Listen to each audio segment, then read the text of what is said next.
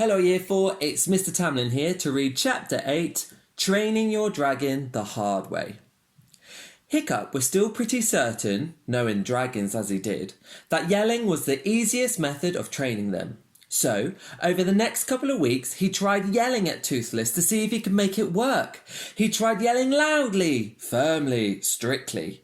He looked as cross as he could, but Toothless wouldn't take him seriously.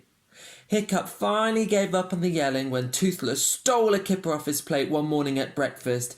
Hiccup let out his most fierce and frightening yell. And Toothless just gave him a wicked look and knocked everything else on the floor with one swipe of his tail. That was it with the yelling, as far as Hiccup was concerned. "Okay then," said Hiccup, "I'll try going to the other extreme." So he was as nice to Toothless as he possibly could be. He gave Toothless the comfiest bit of the bed and then lay dangerously balanced on the edge of it himself.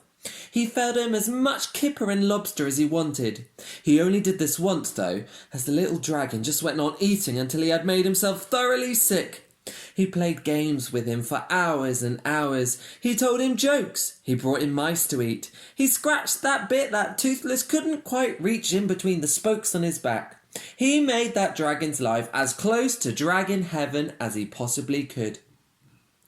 By mid-February, the winter was coming to an end on Berk, and the snowy season had turned into the rainy season. It was the kind of weather where your clothes never got dry, no matter what. Hiccup would hang up his sodden tunic on a chair in front of the fire before going to bed at night, and in the morning it would still be wet. Warm and wet, though, rather than cold and wet, but wet nonetheless. The ground all around the village had turned into knee-deep mud. "What in Woden's name are you doing?" asked Fishlegs when he came across Hiccup digging a large hole just outside the house. "Building a mud wallow for Toothless," panted Hiccup. "You spoil that dragon, you really do," said Fishlegs, shaking his head. "It's psychology, you see," said Hiccup. "It's clever and it's subtle. Not like that caveman yelling you're doing with Horrorcow." Fishlegs had named his dragon Horrorcow. The horror bit was to make the poor creature at least sound a bit frightening. The cow bit was because for a dragon she really was remarkably like a cow. She was a large, peaceful, brown creature with an easy-going nature. Fishlegs suspected she might even be vegetarian. "I'm always catching her nibbling at the woodwork," he complained. "Blood, Horrorcow, blood, that's what you should want." Nonetheless, maybe Fishlegs was a better yeller than Hiccup, or maybe Horrorcow was a lazier and more obliging character than Toothless, but Horrorcow was proving very easy to train by the yelling method. "Okay, Toothless, it's ready," said Hiccup. "Get yourself a good wallow." Toothless stopped trying to catch voles and leapt into the mud. He rolled over and over in the oozy guns, spreading out his wings and squirming happily. "I'm bonding with him," said Hiccup, "so he'll want to do what I say." "Hiccup," said Fishlegs, as Toothless sucked up a good mouthful of the mud and spat it out straight into Hiccup's face. "I may not know much about dragons, but I do know that they are the most selfish creatures on earth. No dragon is ever going to do what you want out of gratitude. Dragons do not know what gratitude is. Give up. This will never work." "The thing about us dragons," said Toothless, helpfully, "is we're survivors. We're not like soppy cats or dumb dogs, falling in love with their masters and yucky things like that. Only reason we ever do what a man wants is because he's bigger than us and gives us food." "What's he saying?" asked Fishlegs. "Pretty much what you're saying," said Hiccup. Never trust a dragon," said Toothless, cheerfully hopping out of the wallow and helping himself to one of the winkles that Hiccup had found for him. Toothless was particularly fond of winkles. Just like picking your nose," he said. "That's what my mother taught me in the nest, and she should know." Hiccup sighed. It was true.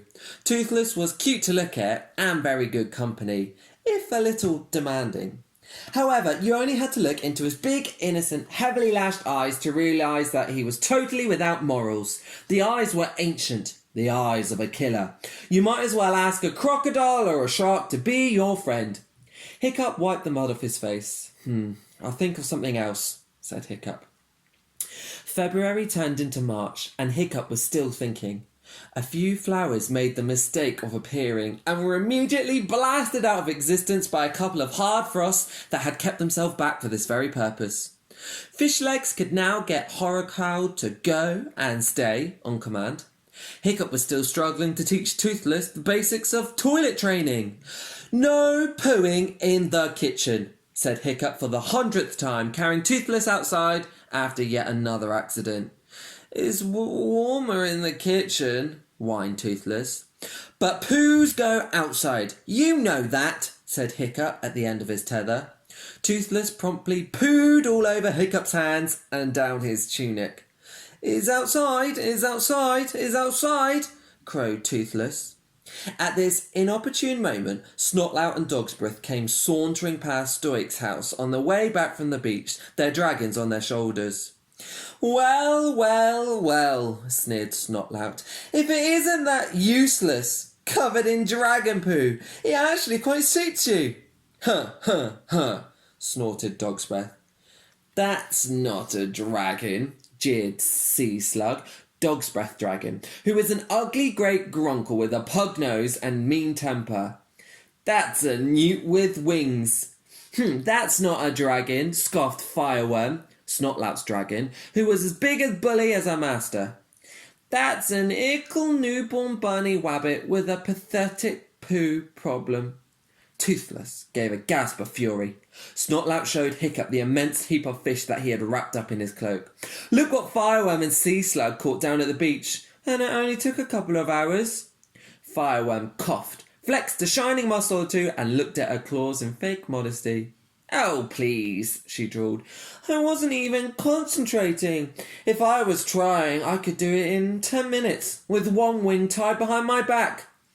Excuse me while I throw up, muttered Toothless to Horacow, who was regarding Fireworm with disapproval in her big brown eyes. We reckon Fireworm could be a bit of a hunting legend, grinned Snotlout. I hear that Horacow is partial to carrots.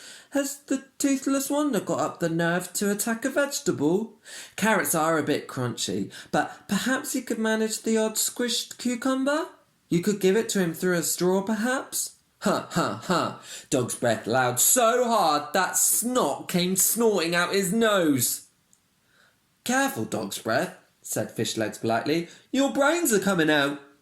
Dogsbreath bashed him hard, and the two boys swaggered off, Fireworm making a lunge at Toothless that nearly took his eye out as he went past. As soon as they were safely out of earshot, Toothless jumped out of Hiccup's arms and coughed out sheets of flame in a menacing manner. Bullies! Yellow bellies! Come closer and Toothless will fry you to a frazzle. Toothless will drag your guts out and play 'em on a harp. Toothless, well, you just better not come any closer, that's all. Oh, very brave, said Hiccup sarcastically. If you shout louder, they might even hear you.